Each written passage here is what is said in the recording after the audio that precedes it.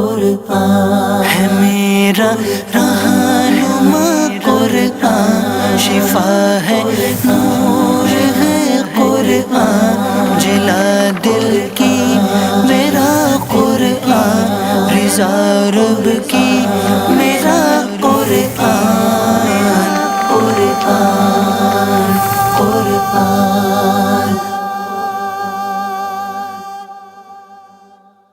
الحمدللہ رب العالمین والصلاة والسلام علی سید المرسلین، اما بعد فاعوذ باللہ من الشیطان الرجیم، بسم اللہ الرحمن الرحیم۔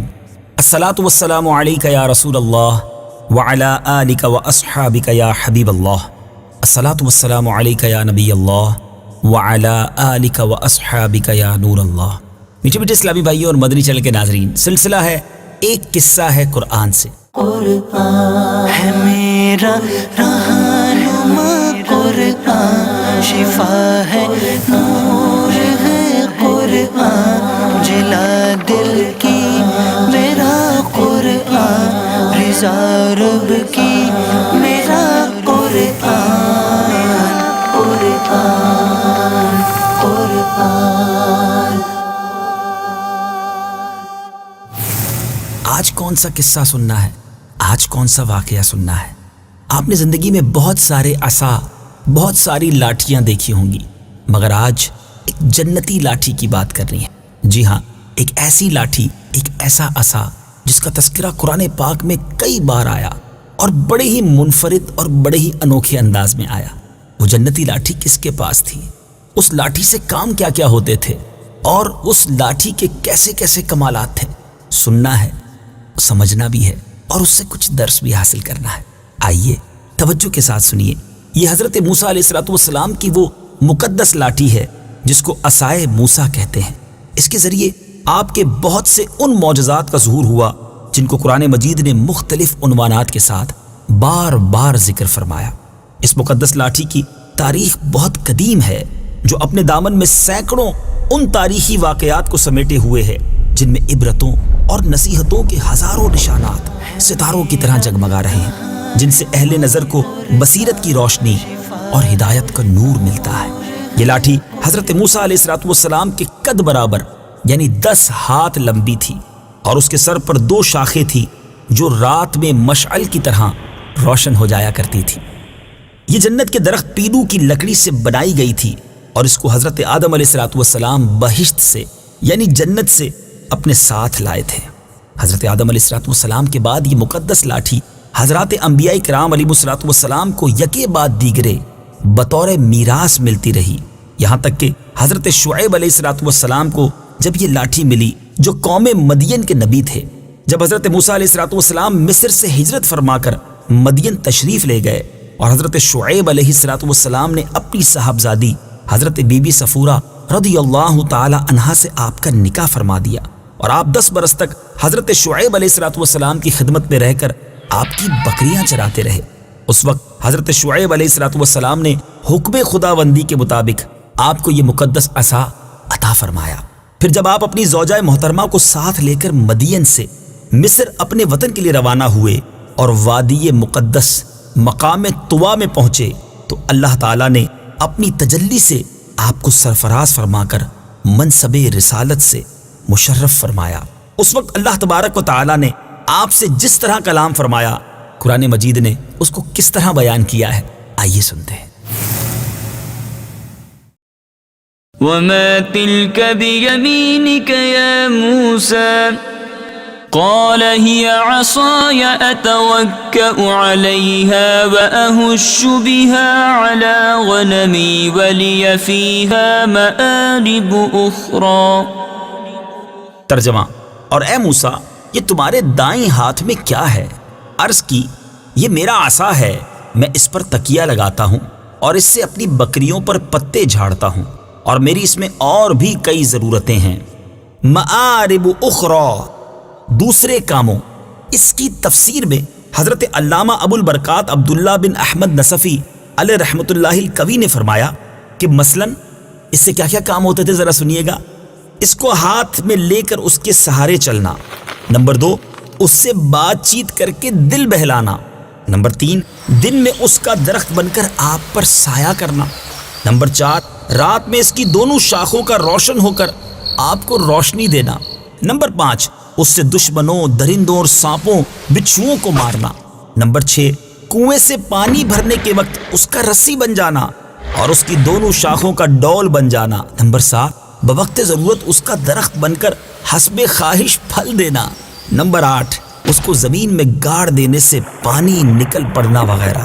جی ہاں میرے میٹھے پیارے اسلامی بھائیوں، حضرت موسیٰ علیہ السلام اس مقدس لاٹھی سے مذکورہ بالا کام نکالتے رہے، مگر جب آپ فرعون کے دربار میں ہدایت فرمانے کی غرض سے تشریف لے گئے اور اس نے آپ کو جادوگر کہہ کر جھٹلایا تو آپ کے اس عصا کے ذریعے بڑے بڑے معجزات کا ظہور ہونا شروع ہو گیا، جن میں سے 3 معجزات کا ذکر قرآن مجید فرقان حمید میں بار بار فرمایا گیا۔ آپ نے دیکھا کہ ایک لاٹھی اور اتنے سارے کام ہوتے ہوئے بھی، اتنے کمالات ہوتے ہوئے بھی، اب جب مقابلہ ہے فرعون سے تو اس لاٹھی سے اب بڑے بڑے معجزات کا ظہور ہونا شروع ہو گیا۔ 3 معجزات جس کا ذکر قرآن مجید میں آیا، ان میں پہلا معجزہ عصا اژدہا بن گیا۔ اس کا واقعہ یہ ہے کہ فرعون نے ایک میلہ لگوایا اور اپنی پوری سلطنت کے جادوگروں کو جمع کر کے حضرت موسیٰ علیہ السلام کو شکست دینے کے لیے مقابلے پر لگا دیا۔ اور اس میلے کے اژدہام میں جہاں لاکھوں انسانوں کا مجمع تھا، ایک طرف جادوگروں کا ہجوم اپنی جادوگری کے سامان لے کر جمع ہو گیا، اور ان جادوگروں کی فوج کے مقابلے میں حضرت موسیٰ علیہ السلام تنہا ڈٹ گئے۔ جادوگروں نے فرعون کی عزت کی قسم کھا کر اپنے جادو کی لاٹھیوں اور رسیوں کو پھینکا تو ایک دم وہ لاٹھیاں اور رسیاں سانپ بن کر پورے میدان میں ہر طرف دوڑنے لگی، اور پورا مجمع خوف و ہراس میں بدحواس ہو کر ادھر ادھر بھاگنے لگا، اور فرعون اور اس کے تمام جادوگر اس کرتب کو دکھا کر اپنی فتح پر گھمنڈ اور غرور کرنے لگے۔ اب جوش شادمانی سے وہ لوگ تالیاں بجا رہے تھے اور اپنی مسرت کا اظہار کر رہے تھے۔ اتنے میں حضرت موسیٰ علیہ السلام نے خدا کے حکم سے اپنی اسی مقدس لاٹھی کو ان سانپوں کے ہجوم میں ڈال دی۔ اب یہ لاٹھی، اب یہ عصا ایک زبردست بہت بڑا اژدہا بن گیا۔ اب یہ ہیبت ناک اژدہا جادوگروں کے تمام سانپوں کو نگل گیا۔ یہ معجزہ دیکھ کر تمام جادوگر اپنی شکست کا اعتراف کرتے ہوئے سجدے میں گر گئے اور بآواز بلند یہ کہنا شروع کر دیا، آمنا برب ہارون و موسیٰ۔ ترجمہ: ہم ہارون اور موسیٰ کے رب پر ایمان لائے۔ چنانچہ قرآن مجید فرقان حمید نے اس معجزے کا تذکرہ کس پیارے انداز میں کیا، آئیے آیات قرآنی سنتے ہیں اور پھر اس کا ترجمہ۔ قالوا يا موسى إما أن تلقي وإما أن نكون أول من ألقى۔ ترجمہ: انہوں نے کہا، اے موسیٰ، یا تم عصا نیچے ڈالو یا ہم پہلے ڈالتے ہیں۔ قال بل ألقوا فإذا حبالهم وعصيهم يخيل إليه من سحرهم أنها تسعى۔ ترجمہ: موسیٰ نے فرمایا، بلکہ تم ہی ڈالو، تو اچانک ان کی رسیاں اور لاٹھیاں ان کے جادو کے زور سے موسیٰ کے خیال میں یوں لگی کہ وہ دوڑ رہی ہیں۔ فأوجس في نفسه خيفة موسى۔ ترجمہ: تو موسیٰ نے اپنے دل میں خوف محسوس کیا۔ قلنا لا تخف انك انت الاعلى۔ ترجمہ: تو ہم نے فرمایا، ڈرو نہیں، بے شک تم ہی غالب ہو۔ وألق ما في يمينك تلقف ما صنعوا انما صنعوا كيد ساحر ولا يفلح الساحر حيث أتى۔ ترجمہ: اور تم بھی اسے ڈال دو جو تمہارے دائیں ہاتھ میں ہے، وہ ان کی بنائی ہوئی چیزوں کو نگل جائے گا، بے شک جو انہوں نے بنایا ہے وہ تو صرف جادوگروں کا مکر و فریب ہے، اور جادوگر کامیاب نہیں ہوتا جہاں بھی آ جائے۔ فألقي السحرة سجدا قالوا آمنا برب هارون وموسى۔ ترجمہ: تو سب جادوگر سجدے میں گرا دیے گئے. وہ کہنے لگے ہم ہارون اور موسیٰ کے رب پر ایمان لائے. میٹھے میٹھے اسلامی بھائیوں اور مدنی چینل کے ناظرین، جنتی لاٹھی کا تذکرہ جاری ہے.